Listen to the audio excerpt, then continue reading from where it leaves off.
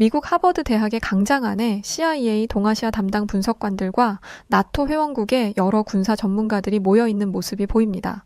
그런데 이 자리에서 한국이 감히 어딜 끼어드냐며 언성을 높이는 남성이 보이고 이 모습을 가만히 지켜보던 한 한국인이 주머니에서 수첩 하나를 꺼냈는데 세계 여러 군사 전문가들은 한국인이 꺼낸 수첩을 보곤 웅성거리며 자리를 고쳐 앉기 시작했다고 합니다. 또한 한국을 무시하던 그는 이 한국인으로 인해 그 자리에서 개망신을 당했다고 하는데요. 과연 무슨 일이 벌어졌던 걸까요? 안녕하세요. 저는 하버드 대학교에서 군사학을 전공하고 있는 영국인 유학생 다니엘라 패티슨입니다. 얼마 전 저희 캠퍼스에서 군사 전략 특강이 있었는데 그곳에서 저는 한 한국인에 의해 세기의 드라마를 목격하게 되었답니다. 그날만 생각하면 저는 아직도 온몸에 전율이 흐르는 것 같아요. 그럼 지금부터 그날의 충격적인 사건에 대해 들려드릴게요. 모든 일이 시작된 건 트럼프가 미국의 대통령으로 당선된 순간부터였어요. 트럼프는 자유민주주의 세계의 수장이면서도 러시아의 푸틴 대통령과 각별한 사이이기에 저와 동기들은 앞으로 국제 정세가 어떻게 뒤바뀔까 긴장하며 상황을 지켜봤죠. 그리고 얼마 지나지 않아 트럼프는 예상대로 내가 집권하자마자 24시간 내에 우크라이나 전쟁을 종식시키겠다는 파격적인 발언을 했어요. 트럼프는 워낙 강골해 한다면 하는 무대뽀이기에 그의 말은 빠른 시일 내에 현실로 실현될 가능성이 높았고 저희 교수님은 이에 대비해 CIA의 동아시아 담당 분석관과 나토의 여러 군사 전문가들을 초빙해 군사 전략 특강을 여셨어요. 군사 전문가들은 최신 무기 기술과 전술에 대해 열정적으로 설명했고 학생들은 각자의 노트에 빠르게 필기를 이어갔죠. 그렇게 30분쯤 지났을까요? 갑자기 강의실에 있던 모두의 휴대폰이 동시에 진동하기 시작했어요. 서둘러 휴대폰을 확인해보니 뉴스 속보 알람을 울린 것이더라고요. 그런데 알림을 누르자 충격적인 뉴스가 눈앞에 펼쳐졌어요. 영국의 스톰 섀도우 미사일 12발, 러시아 본토를 공격, 이라는 제목이 큼지막하게 떠 있었거든요. BBC의 실시간 뉴스 화면에는 미사일들이 러시아의 방공망을 완벽하게 뚫고 들어가는 모습이 생생하게 펼쳐지고 있었죠. 그 순간 저는 심장이 쿵 하고 내려앉는 것만 같았어요. 강의실은 순식간에 쥐죽은 듯 조용해졌고 특강에 참여한 군사 전문가들 역시 얼굴이 창백해졌어요. 그들은 서로 뭐라고 속삭이더니 급하게 강의실을 빠져나갔고 그날의 특강은 며칠 뒤 다시 열기로 하며 갑작스럽게 마무리되었죠. 학생들은 혼란스러운 표정으로 서로를 쳐다보며 무거운 분위기 속에서 강의실을 떠났어요. 밖으로 나가면서도 제 머릿속에는 방금 본 뉴스가 계속 맴돌았어요. 영국이 우크라이나에 스톰 섀도우 미사일을 지원한 건 알고 있었지만 이렇게 직접 러시아 본토를 공격하게 될 줄은 상상도 못했거든요. 이건 단순한 무기 지원을 넘어서 영국과 러시아의 군사적 충돌을 불러일으킬 수 있는 중대한 사건이었죠. 그리고 만약 그렇게 된다면 영국에 계신 저희 부모님은 어떻게 되는 건가? 또 공군 장교인 저희 오빠는 어떻게 하나? 너무 걱정이 되어 눈앞이 다 캄캄해지는 것 같았어요. 그때 뒤에서 누군가 제 어깨를 툭 쳤어요. 돌아보니 한국에서 유학 온 이정수라는 친구가 서 있더군요. 정수는 한국 특수부대 출신인 것으로 저희 동기들 사이에서 유명한 친구였는데 직접 대화를 나눈 것은 그날이 처음이었죠. 아마 정수는 제가 너무 놀란 것 같으니까 걱정이 되어 제게 말을 건 것 같았어요. 정수는 차분하면서도 이성적인 말투로 저를 위로해 주었죠. 다니엘라, 너무 걱정하지 마. 이렇게 혼란스러운 때일수록 우리가 해야 할 일은 침착하게 상황을 지켜보고 적절한 대응을 준비하는 거야. 그리고 만약 도움이 필요하다면 언제든지 말해줘. 내가 도울 수 있는 거라면 뭐든지 도와줄게. 정수의 말은 마치 어둠을 밝히는 등불처럼 제 마음을 안정되게 만들어 주었어요. 동시에 저는 이런 상황에서 진심 어린 위로를 건네는 정수에게 큰 고마움을 느꼈죠. 정수와 저는 평소 친한 사이도 아니었고 같은 나라 사람도 아닌데도 불구하고 이렇게 동기인 저를 챙겨주는 정수의 따뜻한 마음이 정말 고마웠어요. 정수 덕분에 저는 겁먹거나 호들갑 떨지 않고 현 상황에 대해 차분하게 생각을 정리해 볼 수 있었죠. 그렇게 이틀이 지나고 다시 군사 전략 특강이 시작되었어요. 바로 하루 전 푸틴 대통령이 영국을 향해 러시아를 도발하면 전략 핵무기로 응징할 것이다. 우리는 이미 극초음속 미사일과 전략 핵무기를 발사 준비 상태에 돌입했다. 영국은 자신들의 선택이 가져올 재앙적 결과를 각오해야 할 것이다 라는 선언을 한 상태였기 때문에 모두는 이 상황을 엄중하게 지켜보고 있었어요. 하지만 러시아 유학생 옐레나만은 흥분을 감추지 못한 채 이렇게 소리치더군요. 이제 영국은 끝났어요. 우리 킨잘 미사일은 음속의 10배로 날아가고 어떤 방어망도 뚫을 수 있죠. 런던이 잿더미가 되는 걸 보고 싶지 않다면 즉각 무릎 꿇고 용서를 비는 게 좋을 거예요. 옐레나의 이 도발적인 말에 중국 유학생 왕유는 격하게 동의를 한다는 듯 고개를 크게 끄덕이더군요. 왕유는 중국군 전략사령부 고위 간부의 아들이었는데 평소에도 중국이 세계의 중심이라며 거들먹거리곤 했죠. 심지어 그는 영국인인 제가 이 자리에 있는 것은 신경도 쓰지 않는다는 듯 큰 목소리로 이렇게 말했어요. 우리 중국은 러시아의 입장을 전적으로 지지합니다. 영국은 정말 어리석은 선택을 한 거예요. 트럼프가 곧 우크라이나 전쟁을 끝낼 텐데 대체 무슨 생각으로 우크라이나에 무기 지원을 한 거죠? 영국은 대체 그렇게 멍청한 머리로 어떻게 세계를 제패했던 건가요? 왕유의 말을 명백히 선을 넘는 것이었고 더 이상 참을 수 없어진 저는 왕유를 향해 단호하게 말했습니다. 영국은 불법적으로 영토를 침략당한 우크라이나를 돕고 있는 거야. 우리 영국의 선의를 그런 식으로 모욕하지 마. 그러자 옐레나가 다시 한번 비아냥거렸어요. 아 진짜 누가 영국인 아니랄까봐 또 그놈의 신사 흉내야? 다니엘라, 네가 그렇게 정신 승리를 해봤자 결국 우크라이나는 우리 러시아의 수치스러운 패배를 당하게 될 거고 그렇게 되면 영국의 신사놀이도 끝이야. 제발 이제는 현실을 좀 직시해. 옐레나는 우리 영국이 신사의 나라라고 불리는 것을 이용해 저를 잇는 힘껏 비웃었어요. 그와 동시에 왕유를 비롯한 중국 유학생들도 저를 흘겨보며 뭐라고 작게 자기들끼리 쑥덕거리더군요. 저는 이런 상황에 몹시 불쾌함을 느꼈지만 중국 유학생 무리가 모두 옐레나 편을 드는 상황에서 저 혼자 그들을 상대하기가 참 어려웠어요. 그들의 비웃음 속에서 저 혼자 싸우기에는 벅찬 게 사실이었으니까요. 그런데 바로 그때 강의실 뒤편에서 조용하지만 단호한 목소리가 들려왔습니다. 듣자 하니 불쾌해서 참을 수가 없네. 깜짝 놀라 뒤를 돌아보니 한국인 정수가 특유의 서늘한 눈빛을 내뿜으며 옐레나를 노려보고 있었어요. 남의 나라를 불법으로 침략해놓고 이렇게 큰 소리 치는 게 부끄럽지도 않나? 정수의 기세에 옐레나의 얼굴은 순식간에 창백해졌어요. 그 애는 본능적으로 왕유를 향해 도움을 청하는 시선을 보냈고 중국인 왕유는 즉시 자리에서 벌떡 일어났죠. 야, 너 방금 뭐라고 했어? 지금 대국 출신들이 이야기를 나누는데 어디 감히 서국 출신이 끼어들어? 왕유의 헛소리에 정수는 어이가 없다는 듯 짧게 한번 웃더니 자리에서 천천히 일어나기 시작했어요. 그러자 왕유의 얼굴은 순식간에 창백해지고 말았죠. 왜냐하면 정수는 키가 190cm에 가까웠고 특전사 출신답게 체격도 단단하고 컸기 때문에 그 존재 자체만으로도 위압감이 장난 아니었거든요. 왕유는 긴장됐는지 손끝을 미세하게 떨기 시작하더니 자기도 모르게 한 발짝 뒤로 물러서더군요. 심지어 의자에 다리가 걸려 비틀거리기까지 했어요. 어떻게 간신히 중심을 잡기는 했지만 왕유의 얼굴에는 핏기가 가신 지 오래였죠. 꼴에 옐레나를 돕겠다고 용감하게 일어선 것이었지만 정수의 위압적인 존재감 앞에서 왕유의 용기는 순식간에 증발해버렸어요. 이제는 오히려 왕유가 도와달라는 눈빛을 옐렌에게 보냈지만 옐레나는 고개를 휙 돌려 왕유의 애처로운 눈빛을 무시해버렸어요. 옐레나도 정수가 무서운 것은 마찬가지였던 거죠. 마치 사자 앞에 선 토끼처럼 옐레나와 왕유는 그저 그 자리에 얼어붙어 있었어요. 강의실 안에 있던 모두는 숨죽인 채 그들을 지켜봤죠. 그때 정수가 입을 열기 시작했어요. 러시아가 우크라이나를 불법적으로 침략한 건 명백한 사실이잖아. 그로 인해 지금 수많은 사람들이 고통받고 있고 영국은 바로 그 고통을 조금이라도 줄이기 위해 우크라이나를 도운 거야. 트럼프 대통령으로 인해 국제 정세가 변한다고 해도 영국이 인간의 존엄성과 자유를 지키기 위해 나섰다는 사실은 변하지 않아. 너희가 멋대로 비웃고 무시할 일이 아니라고.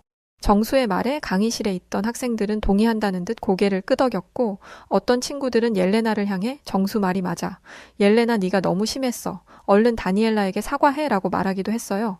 그러자 옐레나는 창피했는지 눈물 맺힌 눈으로 정수를 노려보며 이렇게 말하더군요. 정수 네가 무슨 자격으로 그런 말을 해? 엄밀히 말해서 한국은 우크라이나 전쟁과 아무 관련 없는 제3자잖아? 게다가 여기 계신 군사 전문가들도 다 가만히 계시는데 대체 네가 무슨 자격으로 끼어드느냔 말이야. 그러자 정수가 차가운 목소리로 이렇게 말하더군요.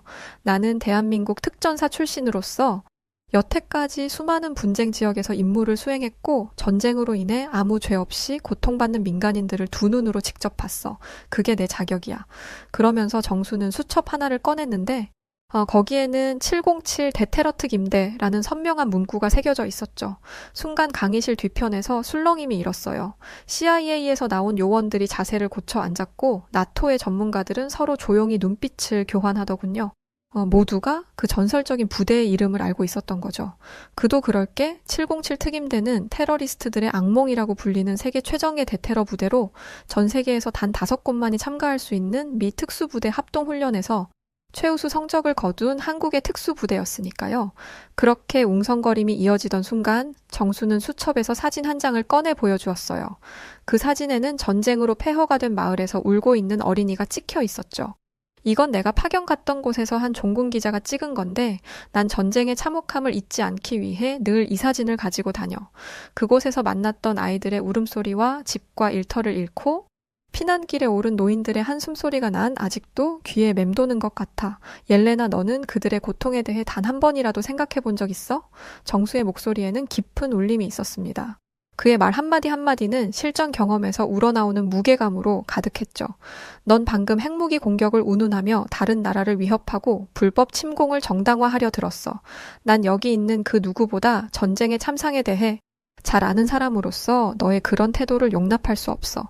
정수의 말에 옐레나는 더 이상 아무런 반박도 하지 못했고 그저 고개를 숙인 채 어깨를 떨고 있을 뿐이었습니다. 그때 왕유가 매섭게 눈을 치켜뜨더니 정수를 향해 돼지 멱다는 목소리로 소리를 지르기 시작했어요. 이정수, 한국인인 네가 그런 말을 할 자격이 된다고 생각해? 우크라이나 전쟁이 격해진 건 북한이 러시아의 군대를 파병한 탓도 있다고. 그런데 네가 무슨 권리로 우리를 비난해? 내 나라나 신경 써. 특전사? 웃기고 자빠지셨네? 야, 너희 한국은 북한 문제 하나도 제대로 해결하지 못하면서 뭐가 그렇게 잘났다고 여기서 설교질이야? 왕유의 괴성은 강의실 전체에 울려 퍼졌고 그의 공격적인 태도에 모두가 인상을 찌푸렸어요. 그런데 정수는 전혀 흔들리지 않고 침착하게 입을 열었죠. 그래, 북한이 러시아에 파병을 한 것은 맞아. 그런데 네가 말하는 논리대로라면 어느 나라가 잘못된 행동을 하면 그 나라와 관련된 모든 사람들은 입을 닫아야 한다는 거야? 그렇다면 러시아가 우크라이나를 침략한 이상 너희 러시아와 중국도 마찬가지로 입을 닫아야 하는 거 아니겠어? 국제사회에서 중요한 건 각 나라가 자신의 잘못을 인정하고 바로잡는 노력을 하는 거야. 영국이 우크라이나를 돕는 건 그런 정의와 책임감을 실천하는 거고 그 순간 강의실에 있던 모두가 정수를 향해 박수를 쳐줬어요. 그의 말에 모두가 감동을 받은 거죠. 그런데 왕유만은 이 상황을 받아들이지 못했고 결국 그는 씩씩거리며 또 헛소리를 늘어놓기 시작했어요. 정의 좋아하시네. 어차피 전쟁이 시작된 이상 그런 것들은 다 쓰잘데기 없는 이상에 불과해. 중요한 것은 전쟁에서 이기는 것뿐이고 우크라이나 전쟁은 러시아가 승리하는 것으로 결정된 거나 다름없어. 너희가 그렇게 고결한 척 해봤자 뭘 어떻게 할 건데? 핵무기를 가진 러시아나 우리 중국한테 찍소리나 할 수 있어? 왕유의 오만방자한 말에 모두가 큰 소리로 야유를 보냈지만 옐레나와 중국인 유학생 무리들은 창피함도 모르는지 침까지 튀기며 너희도 핵무기 맞고 싶지 않으면 조용히 하라는 헛소리를 했어요. 그때 정수가 그 소란을 뚫고 이렇게 말하기 시작했죠. 너 지금 핵무기 하나 믿고 까부는 모양인데 그따위 것들 하나도 무섭지 않아. 우리에게는 EMP 방어 체계와 극초음속 요격 시스템이 있으니까. 거짓말 같아? 아니, 실제로 한국은 마하8의 속도로 날아오는 미사일을 100% 요격하는 데 성공했어. 너희가 핵무기를 아무리 날려대봤자 우리의 털끝 하나도 건드리지 못한다는 얘기야. 정수의 말에 왕유는 얼굴을 붉히더니 부들거리며 감히 소국 주제에 머리 끝까지 기어오르네? 라고 소리쳤어요. 그러면서 한국이 그렇게 잘난 척을 해봤자 한국은 고작 5천만의 인구를 가진 작은 나라일 뿐이고 중국은 14억의 인구와 세계 최대 규모의 군대를 보유하고 있다고 하더군요. 하지만 정수는 재미있다는 듯 여유롭게 미소를 한번 짓더니 이렇게 말하기 시작했어요. 현대전에서 가장 중요한 것은 병사의 머릿수가 아니라 첨단 기술력이야. 한국의 K9 자주포 하나가 구형 화포 수백 문의 가치를 뛰어넘는 게 현실이라고. 게다가 한국은 이미 세계 최고 수준의 정찰 위성 기술을 보유하고 있지. 우리는 그걸로 적의 모든 군사활동을 24시간 감시할 수 있고 너희가 100만 대군을 움직이든 말든 한국은 그 즉시 대비태세에 들어갈 거고 첨단 미사일 방어체계로 적군을 모조리 쓸어버릴 거야. 정수의 말에 왕유가 또다시 뭐라고 반박하려던 순간 잠깐 토론을 중지해보라며 교수님이 끼어드셨어요. 그러자 왕유는 기대에 찬 눈빛으로 교수를 바라보았죠. 아마 교수님이 자신의 입장을 지지해줄 것이라 기대하는 것 같았어요. 하지만 교수님의 입이 열리는 순간 왕유의 그 기대는 산산이 부서지고 말았답니다. 왕유 학생, 자네는 계속해서 수와 크기를 강조하고 있군. 14억의 인구, 세계 최대의 군대. 하지만 21세기 국제 질서에서 이것들은 그다지 중요하지 않네. 실제로 세계 2위의 군사 대국이라 자부하던 러시아가 숫자로는 한참 열세인 우크라이나를 상대로 고전하는 모습을 보이고 있지? 왜 그랬을까? 그건 바로 우크라이나가 한국산 무기를 포함한 최첨단 무기들을 효과적으로 운용하며 러시아의 수적 우위를 무력화시켰기 때문이야. 그러자 여태까지 조용하게 입 다물고 있던 옐레나가 교수님의 말에 불편한 듯 자세를 고쳐 앉더니 이렇게 반박했어요. 하지만 교수님, 러시아가 세계 2위의 군사 대국이라는 것은 부정할 수 없는 사실이고 이제 북한도 참전을 했으니 조만간 전쟁의 흐름도 달라질 거라고 생각해요. 옐레나가 그렇게 말하자 교수님은 피식 웃으시더니 이렇게 말씀하셨어요. 글쎄요, 옐레나 학생. 학생 말대로 러시아가 진정 세계 최강이라면 왜 고립된 약소국인 북한의 도움을 애타게 요청했을까? 게다가 우크라이나전에서 러시아군의 정밀 타격 미사일 실패율이 60%에 달한다는 사실은 어떻게 설명할 텐가? 러시아는 이제 그만 현실을 직시해야 해. 우크라이나전에서 러시아군이 보여준 게 대체 뭐가 있나? 구식 전술, 낙후된 장비, 형편없는 지휘체계, 심지어 기본적인 군수 지원도 제대로 이루어지지 않았지. 이것이 옐레나 학생이 말한 군사대국의 모습이 맞다고 생각하나? 상황이 이렇게 됐으면 이런 소란을 피운 것에 대해 반성하는 것이 맞을 텐데 옐레나와 왕유는 그저 얼굴을 굳히며 분한 표정만 짓고 있었죠. 교수님은 한참 그들을 바라보시더니 한숨을 한번 쉬시고는 스크린에 어떤 자료를 띄우기 시작했어요. 아무래도 직접 증거를 눈앞에 보여주는 것이 좋다고 생각하신 것 같았죠. 이걸 보면 진정한 군사 대국이 어디인지, 전쟁에서 진짜 중요한 것이 무엇인지 알게 될 거라네. 교수님은 그렇게 말씀하시며 한국이 만들어낸 EMP 방어체계의 영상을 보여주기 시작하셨어요. 그 영상 속에는 적이 미사일을 발사하는 순간 AI가 불과 0.1초 만에 탄도의 궤적을 분석하고 타격하는 장면이 있었어요. 한국은 인공지능과 양자 컴퓨팅 기술을 결합한 세계 최초의 완전 자율형 방어체계를 만들어낸 거였죠. 그걸 보는 순간 모두가 한국의 어마어마한 위험에 감탄을 숨기지 못했는데 왕유마는 발끈해서 이렇게 소리쳤어요. 이건 조작된 영상이에요. 애초에 이런 건 불가능한 기술이라고요. 우리 중국도 이 기술을 시도했다가 말을 낚아챈 교수님은 나지막하게 이런 말씀하셨죠. 실패했지? 교수님은 싸늘한 표정과 말투로 왕유의 말을 자르셨어요. 그러더니 중국이 끝끝내 완성하지 못한 기술을 한국은 아주 손쉽게 만들어냈다고 하셨죠. 그러더니 여기서 끝이 아니라며 계속해서 한국군의 위험에 대해 설명하셨어요. 한국의 군사력이 어느 정도인지 조금 더 구체적으로 알려주도록 하지. 우선 K2 흑표 전차부터 시작해볼까? 이건 얼마 전 나토에서 실시한 K2 전차의 실전 시뮬레이션 결과인데 K2 전차 한 대가 북한의 최신의 전차 부대와 맞닥뜨렸을 때의 상황을 분석한 거라네. 그러면서 교수님은 시뮬레이션 영상을 틀어주셨는데 그 안에는 정말 충격적인 장면이 들어있었어요. 글쎄 K2 전차가 전투가 시작된 지 단 8분 만에 북한 전차 6대를 완전히 파괴해버리는 것 아니겠어요? 그건 마치 SF 영화에 나올 법한 첨단 기술이자 정말 압도적인 격차였죠. 교수님은 충격으로 입을 다물지 못하는 학생들을 보며 이렇게 말씀하셨어요. K2 전차의 자동 표적 추적 시스템은 적의 전차가 시속 70km로 기동하는 상황에서도 정확히 포탄을 명중시키지. 더구나 한국의 K2 전차는 특수 센서를 통해 적의 레이더파를 감지하고 회피 기동을 자동으로 수행한다네. 이런 기능들은 현재 미국의 M1A2 SEP V3나 독일의 레오파르트 2A7도 구현하지 못한 거야.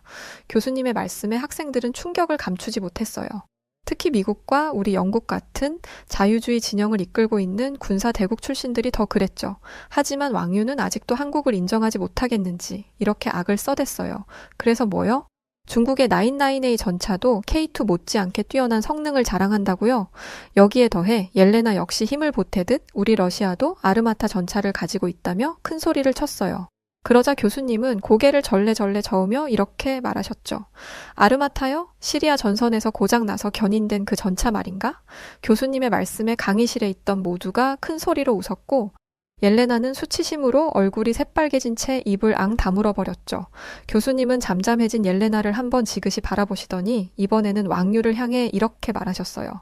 중국의 998A 전차 역시 마찬가지야. 그건 러시아 T-72의 개량형에 불과하고 실제 전투에서는 K2의 상대가 되지 못하지. K2는 적외선 탐지 장비로 8km 밖에서도 적을 포착할 수 있고 자동 장전 장치로 초당 15발의 연속 사격이 가능하거든. 더구나 특수포탄을 사용하면 상대방의 주요 전자장비를 무력화시킬 수도 있지. 998A는 K2를 만나는 순간 채 5분도 되지 않아 박살이 나고 말 거야. 이어서 교수님은 한국의 K9 자주포에 대한 이야기도 꺼내셨어요. 게다가 한국은 K9 자주포도 가지고 있지. 왕유 학생, 우크라이나에 파견된 K9 자주포의 전투 데이터를 본 적 있나? 거기에 보면 K9은 단 한 번의 고장도 없이 연속 72시간 운용이 가능했고 적의 포병 레이더에 포착되지 않은 채 최대 40km 거리의 목표물을 정확히 타격했다는 놀라운 사실을 알 수 있지. 왕유와 옐레나는 교수님의 말에 더 이상 뭐라 반박을 하지 못하고 분한 듯 입을 다물어 버렸어요. 하지만 교수님의 팩트 폭격은 거기서 끝나지 않았죠. 이제 교수님은 한국의 극초음속 미사일 현무5에 대해 설명하기 시작하셨어요. 현무5는 음속의 5배가 넘는 속도로 비행하며 어떠한 요격 시스템으로도 막을 수 없는 그야말로 괴물 같은 무기지. 그건 GPS 교란에도 영향을 받지 않아. 최첨단 관성 항법 장치를 탑재했거든. 러시아의 S-400이나 중국의 HQ-9 방공 시스템으로는 현무5를 상대하는 것은 절대 불가능해. 그 말에 옐레나는 마지막 발악을 하듯 우리 러시아도 극초음속 미사일 킨자를 가지고 있다고 소리쳤어요. 하지만 교수님은 그 말을 바로 잘라버리셨죠. 옐레나 학생, 냉정하게 생각하게. 현무5 극초음속 미사일의 스텔스 성능과 인공지능 기반 회피기동 능력은 현재 러시아가 가진 어떤 방공망으로도 막아낼 수 없어. 현무5는 첨단 과학기술의 결정체라고. 반면에 킨잘은 이미 구식이지. 현무5는 다중탄두를 장착할 수 있고 특수 스텔스 코팅으로 레이더에 포착되지도 않지. 게다가 인공지능 기반의 회피 기동이 가능해서 러시아가 어떤 요격 미사일을 발사하든 완벽하게 피해갈 수 있다고. 교수님의 말에 옐레나는 창백한 얼굴로 자리에 주저앉았고 왕유는 고개를 푹 숙인 채 한숨만 내쉬었어요. 이제 알겠나? 현대전에서 승리를 결정하는 건 절대 병력의 수나 영토의 크기가 아니야. 바로 이런 첨단 기술력이지. 그리고 이 분야에서 한국은 이미 세계 최고 수준에 도달했어. 그걸 인정하지 않는 것은 어리석은 일이지. 그러면서 교수님은 한국이 세계 군사의 패러다임을 완전히 바꾸고 있다며 한국은 이제 단순한 군사 강국을 넘어 글로벌 안보 체계의 새로운 중심이 되고 있다고 하셨어요. 그 순간 강의실에 있던 모두가 정수를 바라봤죠. 그들의 얼굴에는 충격과 경외감이 교차했어요. 그리고 바로 그때 교수님이 정수를 향해 놀라운 제안을 하셨죠. 이정수 군, 자네 하버드 군사전략연구소의 특별연구원으로 일해보지 않겠나? 안 그래도 요즘 한국 중심의 새로운 세계 질서를 연구하고 있었는데 자네 같은 인재가 통찰력을 보태주면 좋을 것 같군. 교수님의 말에 강의실은 다시 한번 충격에 빠졌어요. 하버드의 최고 석학이 한국 학생에게 직접 특별연구원 자리를 제안한 것은 전례가 없는 일이었기 때문이죠. 그런데 왕유는 이 상황이 못마땅한지 아니면 그저 정수가 부러웠던 것인지 자리에서 벌떡 일어나 꽥꽥 소리를 질러대기 시작했어요. 이건 말도 안 돼. 교수님, 머리가 어떻게 되기라도 하신 거예요. 저 같은 중국인도 아니고 고작 한국인 따위에게 연구원 자리를 제안하시다니요. 게다가 이제 곧 트럼프가 대통령이 될 텐데 그러면 한국이 망하는 건 시간 문제라고요. 왕유의 무례한 말에 교수님은 얼굴을 굳히시며 지금 대체 무슨 소리를 하는 거냐고 따져 물으셨어요. 그러자 왕유는 비열한 웃음을 지으며 이렇게 말하더군요. 트럼프는 한국이 현금 인출기 같은 나라라며 집권을 시작하면 한국에 어마어마한 13조를 방위비로 내라고 할 거라고 했어요. 한국은 이 어마어마한 방위비를 미국에 가져다 바치느라 등골이 휘다못해 부러져 버릴 거라고요. 한국은 옛날 조선시대부터 청나라의 조공을 가져다 바친 미개하고 한심한 나라였는데 아직도 그 수준에서 한치도 나아진 게 없는 거죠. 왕유는 그렇게 말하며 한 방 먹였다고 생각한 것인지 깔깔거리며 웃기 시작했어요. 그런데 바로 그때 정수의 날카로운 반격이 시작되었죠. 왕유, 너는 끝까지 하나만 알고 둘은 모르는 멍청이구나. 한국이 청나라에 조공을 바쳤던 것? 그래, 맞아. 사실이야. 그런데 네가 그걸 자랑스럽게 말할 주제가 되나? 청나라는 너희 한족이 세운 나라도 아닐 뿐더러 한족의 나라였던 명나라는 청나라 때문에 멸망했잖아. 반면에 조선은 청나라라는 대국을 상대하면서도 꿋꿋하게 나라의 명맥을 이어갔어. 중국의 한족이 청나라인들을 따라 변발이나 할 때 조선은 자주 국방을 외치며 독립성을 지켰다고. 그리고 트럼프가 방위비를 올리면 한국이 망할 거라고? 천만에. 한국은 오랜 세월 동안 수많은 강대국들 사이에서 놀라운 외교력으로 살아남은 나라라고. 트럼프 대통령은 이미 한국의 방위비로 50억 달러를 요구했어. 하지만 결과는 어땠지? 한국은 뛰어난 협상력으로 이를 8억 6천 달러 선에서 마무리했어.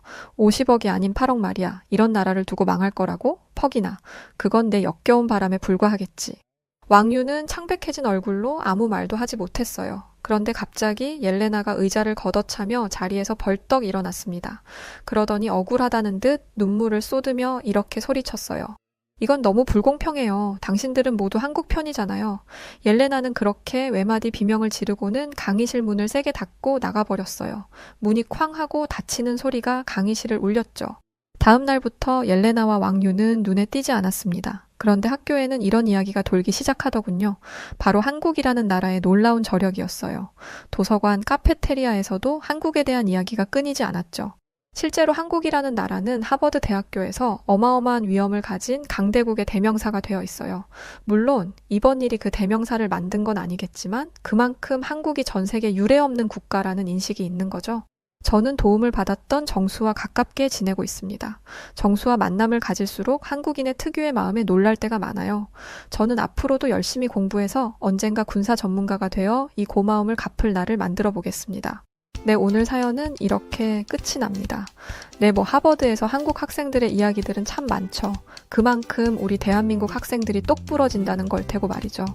요 며칠 한국이 계엄령 사태로 난리였는데 아무쪼록 우리 대한민국이 다시금 세계적인 위상을 보여주는 그런 날이 왔으면 좋겠습니다. 그리고 끝까지 국회로 달려가 노력해주셨던 시민분들을 보면서 뭉클했답니다. 자, 그럼 오늘 사연 어떠셨나요?